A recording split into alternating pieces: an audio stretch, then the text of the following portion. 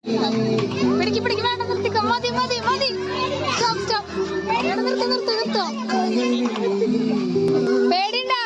കുട്ടികൾക്ക് വേണ്ടിയിട്ട് fun park എന്ന് പറയുന്ന ഒരു വലിയൊരു പ്ലേ ഏരിയ തന്നെ സെറ്റ് ചെയ്തിട്ടുണ്ട്. ഒരുപാട് ആളുകൾ വരുന്ന ഫാമിലിയൊക്കെ ആയിട്ടും കുട്ടികളൊക്കെ ആയിട്ട് വരുന്ന ഒരു ബീച്ചാണ്. പിന്നെ തമിഴ്നാട് കോയമ്പത്തൂരിൽ നിന്നൊക്കെ ഒരുപാട് ആളുകൾ ഇവിടേക്കാണ് ഈ ബീച്ച് വ്യൂ ആസ്വദിക്കാൻ ഫാമിലിയൊക്കെ ആയിട്ട്. കുറേ അധികം തമിഴ്നാട്ടിൽ നിന്ന് ആളുകൾ വരുന്നുണ്ട്.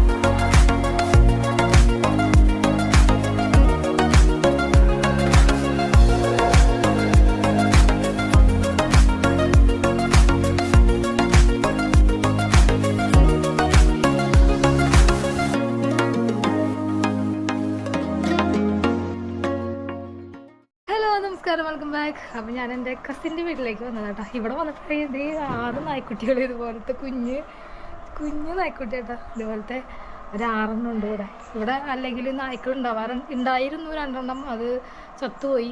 ഇപ്പോൾ അതേ കുഞ്ഞ് ഇതുപോലത്തെ 6 ഉണ്ട്. വീട്ടിൽ ഇന്ന് ഞായറാഴ്ചയാണ്. അപ്പോൾ അതുകൊണ്ട് ഇവിടെ റിലേറ്റീവ്സിൻ്റെ ചേച്ചിയുടെ വീട്ടിലാണ് കേട്ടോ. ഇവിടെ ഫുള്ള് പാടവും പറമ്പൊക്കെയുള്ള ഏരിയ ആണ്. ഇങ്ങനെ നടക്കാനും ഒക്കെ കുറേ സ്ഥലങ്ങളൊക്കെ ഉണ്ട്. എന്റെ കൈ വഴുക്കള്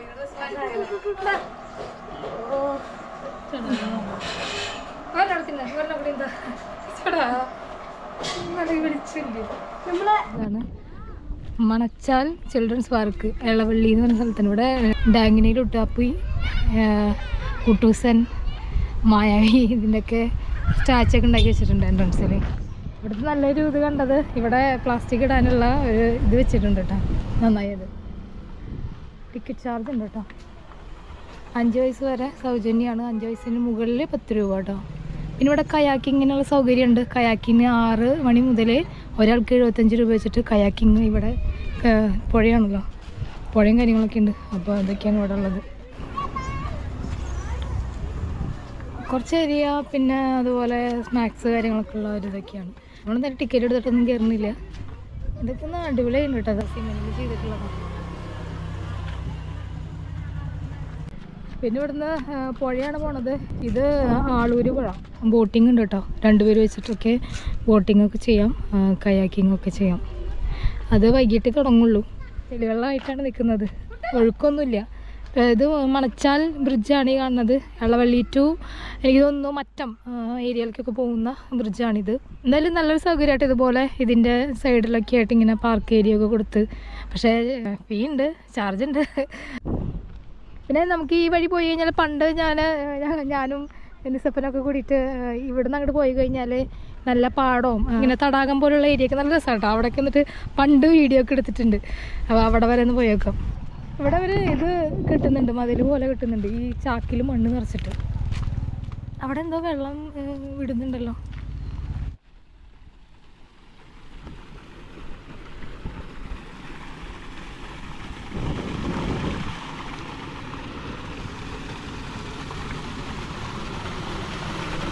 ഇവിടെ വെള്ളം തുറന്നു വിടുന്നുണ്ട്. കൃഷി ആവശ്യത്തിനൊക്കെ വേണ്ടി യൂസ് ചെയ്യുന്ന വെള്ളമാണ്.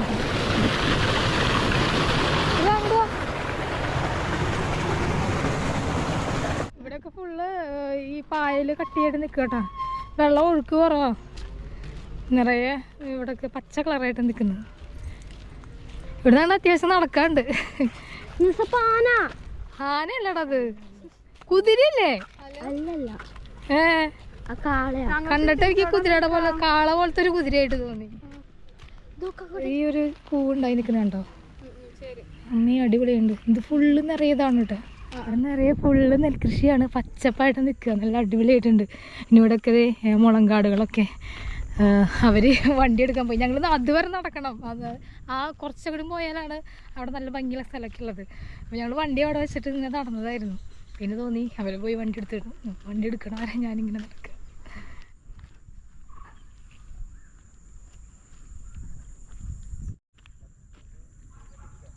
ഇവിടെ കുറേ പേര് മീൻ പിടിക്കുന്നുണ്ട് കേട്ടോ. ക്ഷമന വേണം കേട്ടോ മീൻ പിടിക്കാൻ നിൽക്കാൻ. ഈ ഒരു പടർന്ന് നിൽക്കുന്ന ഒരു ചെടി കണ്ടോ? ഇത് ചില വലിയ വീടുകളിലൊക്കെ അവർ ഫ്രണ്ടിൽ ഇങ്ങനെ ക്രീപ്പേഴ്സായിട്ട് ഇങ്ങനെ ഡെക്കറേറ്റിങ് ചെയ്യാനൊക്കെ ആയിട്ട് ഫ്രണ്ടിൽ ഞാൻ ഒരു വീട്ടിൽ കണ്ടു കേട്ടോ. അവർ അവരുടെ വീടിൻ്റെ സൺസൈഡിൻ്റെ അവിടെ നിന്ന് ഇങ്ങനെ ഈ ഒരു ചെടി ഒരുപാട് ഇങ്ങനെ വെച്ചിട്ടുണ്ടായിരുന്നു. ചിലപ്പോൾ അവർ വല്ല പൈസയും കൊടുത്ത് വാങ്ങിച്ചതായിരിക്കും. ആ സാധനം ഇവിടെ നിന്ന് ഫ്രീ ആയിട്ട് ഒരുപാടുണ്ടായി നിൽക്കുന്നു കേട്ടോ. ശരിക്കും ഡെക്കറേറ്റ് ചെയ്യാനൊക്കെ യൂസ് ചെയ്യുന്ന ഒരു പ്ലാന്റ് ആണ് ഇത്. കാട്ടിലൊക്കെ ഉണ്ടാവുന്നതാണ്. പക്ഷേ ഇത് ഇവിടെയൊക്കെ സമൃദ്ധിയായിട്ട് നിൽക്കുന്നുണ്ട്. ധാരികളൊക്കെ കണ്ടു കഴിഞ്ഞാൽ ഇതൊക്കെ അവർ വീട്ടിലേക്കൊക്കെ യൂസ് ചെയ്യും. നമ്മൾ ഈ ചേമ്പുണ്ടല്ലോ, കുളക്കശിയോ അങ്ങനെ. ഇപ്പം ഈ കാട്ടിൽ നിൽക്കുന്ന ചേമ്പ് ഇപ്പം ട്രെൻഡല്ലേ, അതേപോലത്തെ ഒരു ചെടിയാണത്.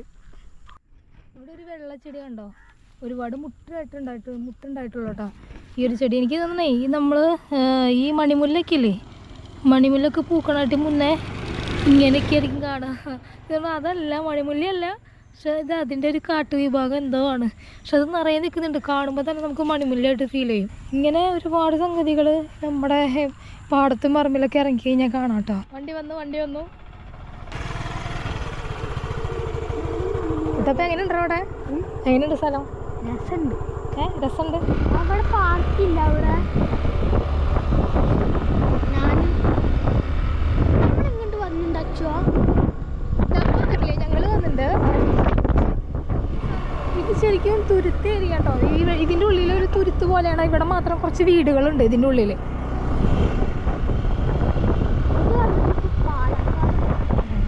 പാലക്കാട് വന്ന പോലെ അല്ലേ? ഫുള്ള് പച്ചപ്പാണ്.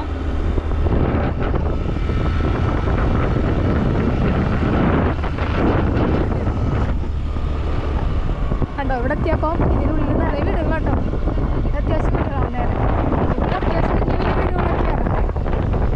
പക്ഷെ അകലെന്ന് കാണുമ്പോൾ കുറച്ച് മരങ്ങളും പച്ചപ്പുമായിട്ടുള്ള ഒരു ഏരിയ എന്ന് തോന്നും. പക്ഷെ അങ്ങനെയല്ല.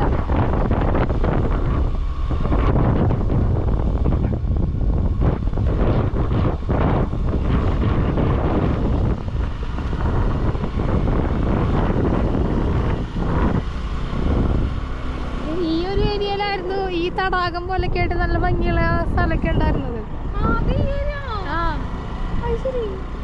ഇവിടെ കുറെ മാഞ്ചിയത്തിന്റെ മരങ്ങളൊക്കെ.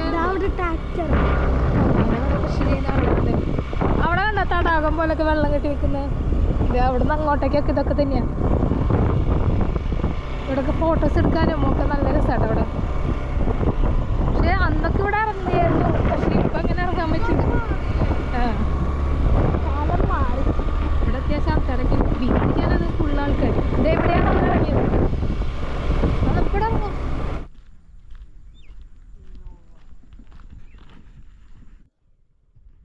നല്ല അടിപൊളി കേട്ടോ. ഫുള്ള് പച്ചപ്പായിട്ട്. ഇവിടെ നിന്ന് അങ്ങോട്ടേക്ക് ഇതേ ഒരു ചേട്ടൻ അവിടെ ഇറങ്ങിയിട്ട് മീൻ പിടിക്കുന്നുണ്ട്. അവിടെ നിന്ന് അങ്ങോട്ടേക്ക് അവിടേക്കൊക്കെ ഇറങ്ങും.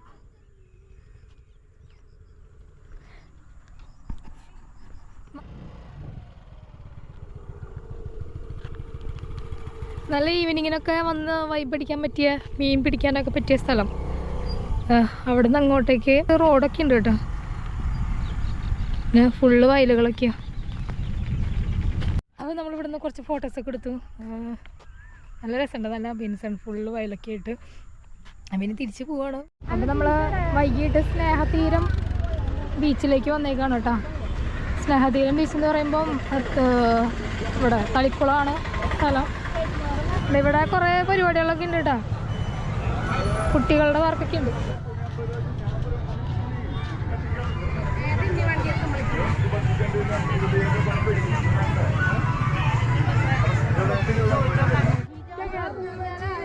പറയാന്നറിയില്ല കേട്ടോ. ലോങ് കൊടുത്തിട്ട് ബാക്കിൽ അടിക്കില്ലേ?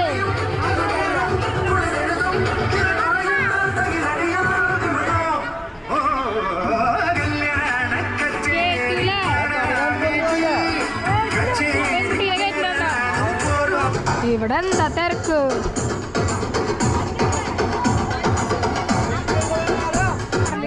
എന്തൊരു സ്ഥലം കാണാൻ, ഒരു പ്രത്യേക ആംബിയൻസ് പോലെ.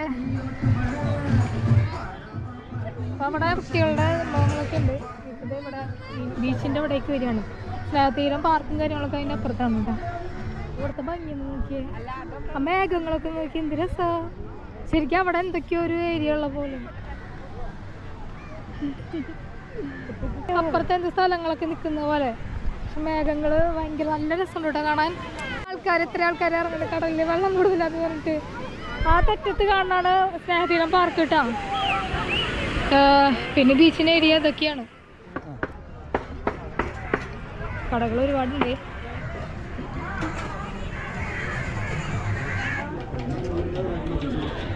നമ്മൾ കുറച്ച് സ്നാക്സ് ഒക്കെ മേടിച്ചിട്ടുണ്ട്. ഒന്നും കാണില്ല കേട്ടോ, ഗോപ്പുറമാണ്. ഞങ്ങൾ മേടിച്ചപ്പോൾ മാത്രമൊക്കെ കുറച്ച് എന്തെങ്കിലുമൊക്കെ കാണാം. ഈ നേരം ഞങ്ങൾ 5 മണിക്ക് ഇറങ്ങിയ കേട്ടോ, 5 മണിക്ക് ഇറങ്ങിയാണ്. ഇവിടെ നല്ല റിട്ടായി.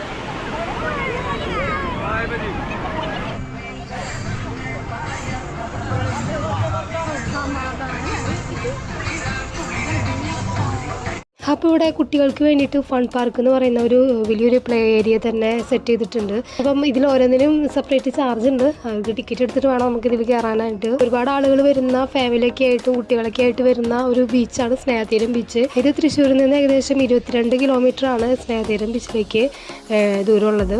പിന്നെ തമിഴ്നാട്, കോയമ്പത്തൂരിൽ നിന്നൊക്കെ ഒരുപാട് ആളുകൾ ഇവിടേക്കാണ് ഈ ബീച്ച് വ്യൂ ആസ്വദിക്കാനൊക്കെ ആയിട്ട് ഫാമിലിയൊക്കെ ആയിട്ട് കുറേ അധികം തമിഴ്നാട്ടിൽ നിന്ന് ആളുകൾ വരുന്നുണ്ട് സ്നേഹതീരം ബീച്ചിലേക്ക്. അതുപോലെ തൊട്ടടുത്ത് കിടക്കുന്ന തമ്പാങ്കടവ് ബീച്ചിലേക്കൊക്കെ കുറേ അധികം തമിഴ്നാട്ടിൽ നിന്ന് ആളുകൾ വരുന്നുണ്ട്.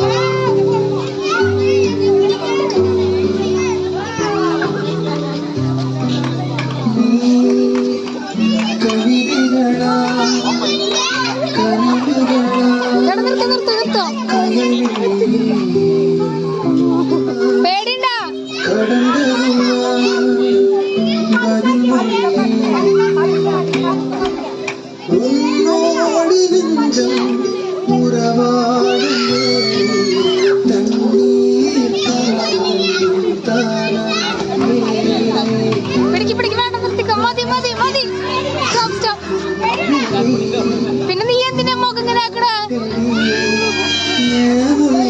എന്താ പേടിച്ചാ?